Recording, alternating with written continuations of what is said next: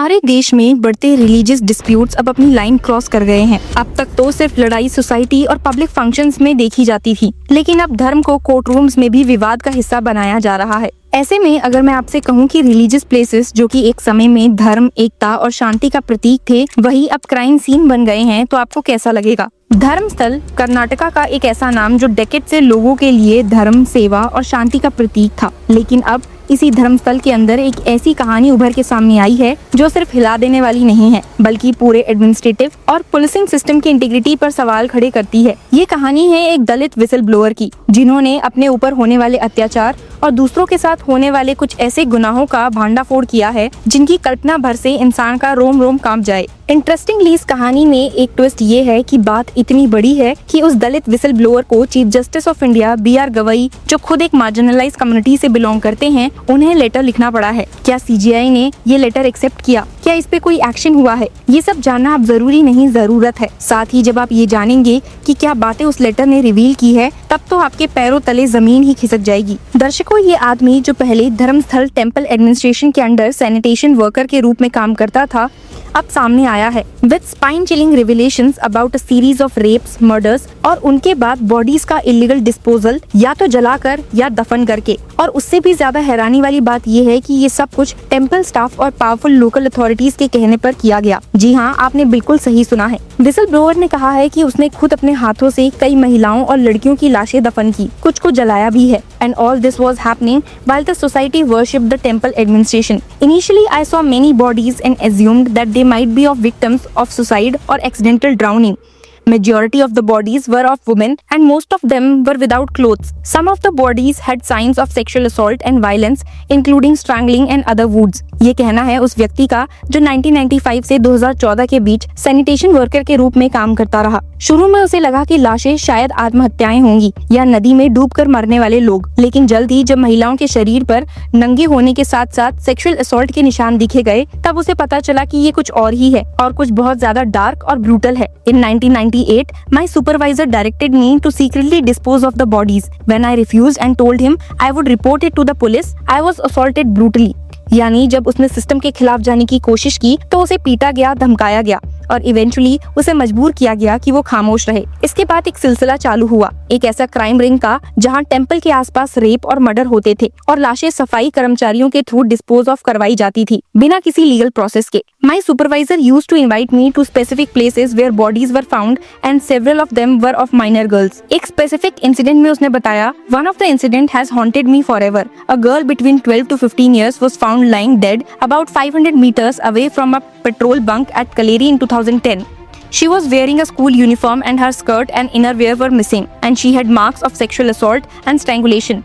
I was asked to dig a pit and bury her along with her school bag. एक और case में, in another case, a 20-year-old woman's face was burned with acid and her body was wrapped with newspaper and I was asked to bury her body. क्या ये एक संगठनात्मक rape और murder racket था? क्या टेम्पल एडमिनिस्ट्रेशन के कुछ लोग इसमें शामिल थे? क्या पुलिस, पॉलिटिशियन और बाकी लोग भी इस क्राइम में आंख मूंद कर भागीदार थे? ये सब अभी सवाल हैं, लेकिन जवाब के रूप में मिल रहा है सिर्फ एक आदमी का बयान, जिसे अब खुद अपने और अपने परिवार की जान का डर है। I was a witness to murders of homeless men and beggars in धर्मस्थल area. I was forced to bury several bodies and also burn some of them. आज जबकि ये विसल ब्लोअर सामने आया है, उसने न केवल पूरी घटना का विवरण दिया, बल्कि कुछ प्रूफ भी सबमिट किए हैं, जैसे कि फोटोग्राफ्स ऑफ ह्यूमन रिमेन्स जो उसने खुद इकट्ठे किए हैं। इससे भी बड़ा मुद्दा था कि उसने सुप्रीम कोर्ट के चीफ जस्टिस को एक लेटर भेजकर अपनी सुरक्षा की मांग की है। उसने कहा, this contradictory conduct, leaking confidential information while threatening the very protections meant to encourage such disclosures necessitates urgent actions by both judicial and executive authorities.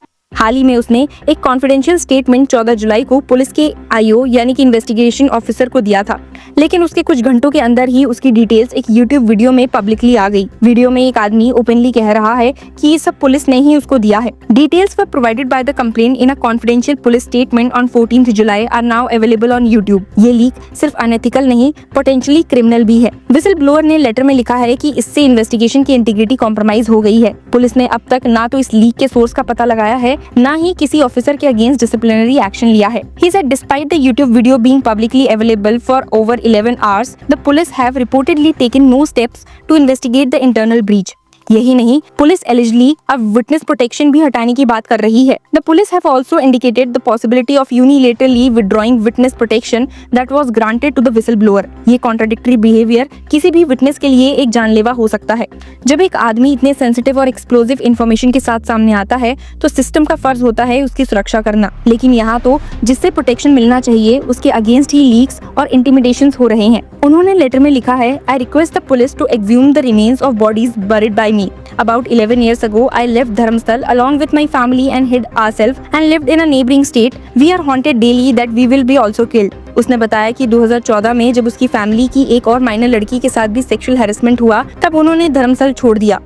तब से वो छुप कर एक नेबरिंग स्टेट में रह रहे हैं, आइडेंटिटी चेंज करके, बार बार घर बदल कर। My intention is to reveal the victims and perpetrators behind those killings. Recently, I went to Dharamstal and secretly exhumed the remains of a body. Pictures were taken and they have been submitted to the police. ये कहना गलत नहीं होगा कि ये इंसान अपनी जान जोखिम में डालकर पूरी सोसाइटी के सामने सच लाने की कोशिश कर रहा है, और ये भी कह रहा है कि वो पुलिस को उन एग्जैक्ट जगहों पर ले जाएगा जहाँ पर उसने बॉडीज को दफन किया है। The accused are those associated with the Dharamstal temple administration and other staff. They used to threaten and torture me to bury the bodies. इस स्टेटमेंट के बाद किसी भी एजेंसी के लिए ये कहना कि ये मैटर अनसब्सटैंशिएटेड है एक मॉरल फेलियर होगा। विसल ब्लोअर का कहना है, the accused are very influential and they get rid of those who oppose them. I am ready to reveal their names and their roles once I and my family get protection under the Witness Protection Scheme 2018, and I am ready for the polygraph or any other test to establish the truth. The bodies buried deserves respectful final rights. इस case में एक और drama twist तब आया जब complainant ने बताया कि उसने अपना डिटेल्ड कंप्लेंट और सभी डॉक्यूमेंट्स, आधार कार्ड, धर्मस्थल एडमिनिस्ट्रेशन आईडी कार्ड और वोटर आईडी सबमिट किया है सुप्रीम कोर्ट के लॉयर केवी धनंजय के पास, ताकि अगर वो किसी वजह से अनअवेलेबल हो या उसका मर्डर हो जाए तो सच गायब ना हो। The complainant stated that he had submitted the complaint copy to the Supreme Court lawyer K V Dhananjay to protect the truth in case he is murdered और unavailable before he could reveal the names of the accused.